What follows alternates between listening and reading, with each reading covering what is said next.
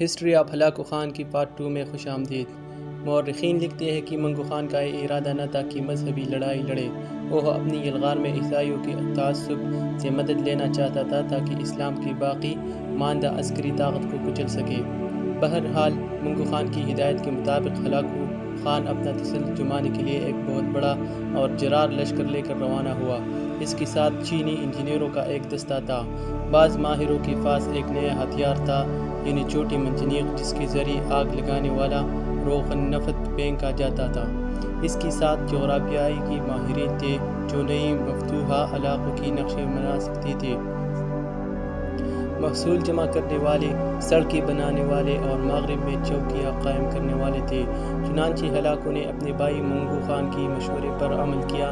پرانے منگول دستور کے خلاف اس نے دوقوزا خاتون کو اپنے ساتھ تخت پر بٹھایا اور اسے مجلس مشاورت میں بھی شامل کیا اور اس کی مشوروں پر عمل کرنا شروع کیا۔ اس کے علاوہ اس نے اپنی بیوی دوقوزا کے لیے عبادت کرنے کے لیے لکڑی کا ایک کلیسا بھی بنا کر اس کے ساتھ رکھا تھا۔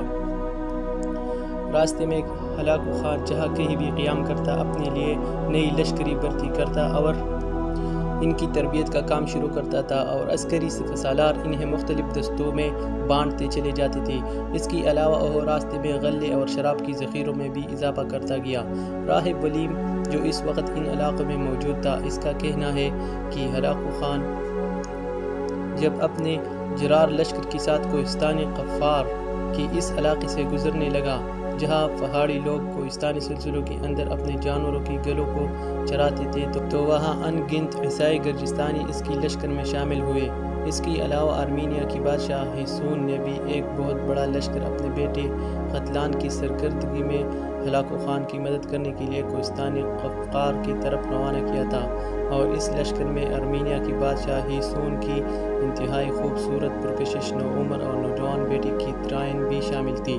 یہاں اس کی شمولیت کا مقصد یہ رکھا گیا تھا کہ وہ اپنے لشکریوں کا حوصلہ بڑھائے اور اس کی لشکر کی اندر موجودگی کی وجہ سے اس کی لشکری مسلمانوں کے خلاف زیادہ دلجمی اور خونخواری کا مظاہرہ کرے۔ ہیسون کی یہ بیٹی، جس کا نام کی ترائن تھا، جنگ و جدل کا تجربہ رکھتی تھی، تلوار کی بہترین دنی اور ماہر تھی، مردانہ لباس پہنتی تھی، سرخ چمڑے کا تنگ پاجامہ اور اس سے ملتا جلتا اوپر کا لباس زیب تن کرتی تھی، دراز قد تھی، خود پسند اور انا پرست لڑکی تھی، اپنا دفاع کرنے کے ساتھ ساتھ جارحیت اختیار کرنے کا ہنر خوب جانتی تھی۔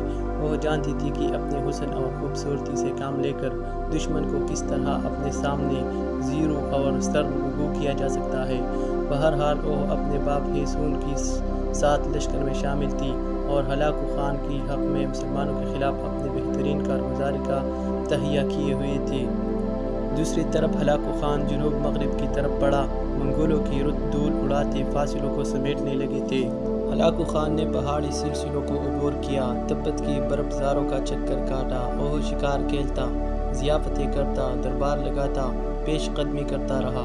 راستے میں چھوٹے بڑے حکمران اس کی خدمت میں حاضر ہو کر اس کی شان و حشمت کے آگے سر جھکاتے رہے، اس لیے کہ لوگ جانتے تھے کہ اس کی مزاحمت کرنا جنون تھا۔ ہلاکو خان کے متعلق مورخین مزید لکھتے ہیں کہ وہ اکثر باتوں کو ہنسی میں اڑا دیتا تھا۔ اس کو سمرقند کی تربوز بڑے پسند تھے۔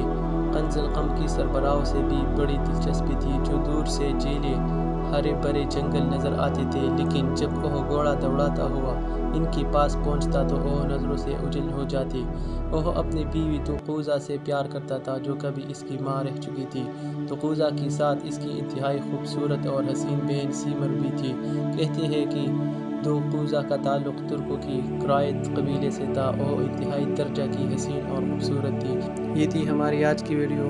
جس کو ویڈیو پسند آئے وہ لائک کرے اور چینل کو سبسکرائب کرے، ساتھ میں بیل آئیکن پر بھی کلک کرے، اور پھر ملیں گے انشاءاللہ ایک اور ویڈیو کے ساتھ۔ تب تک کے لیے اجازت دیجیے، اللہ حافظ۔